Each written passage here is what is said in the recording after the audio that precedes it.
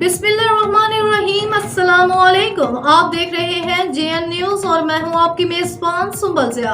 Bulletin का बाकायदा आगाज करते हैं और शामिल करते हैं अब तक की अहम तरीन खबरें।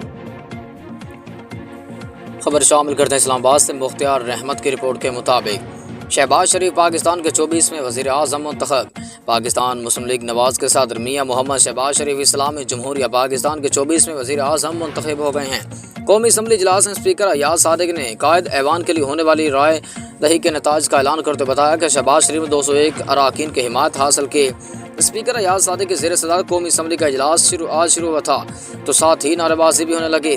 सुन्नी इत्तेहाद कौंसिल नून लीगी अरकान आमने सामने आ गए। चोर चोर और जाली मैंडेट नामंजूर के नारे लगाए जा रहे हैं, जिससे ऐवान मछली मंडी का मंजर पेश करने लगा। JUIFA ने कायद ऐवान के इंतखाब का बाइकआउट कर वोटिंग के दौरान ऐवान से बाहर चले गए, जबकि अख्तर मेंगल मौजूद थे लेकिन किसी को वोट नहीं दिया। वोटिंग के नतीजे मुस्लिम लीग नून और इत्तेहादी जमातों के मुश्तरका उम्मीदवार शहबाज शरीफ कायद ऐवान मुंतखब हो गए।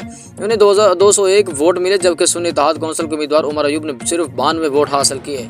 नताज का ऐलान होने के बाद शहबाज शरीफ नवाज शरीफ और आसिफ अली ज़रदारी से जाकर गले मिले।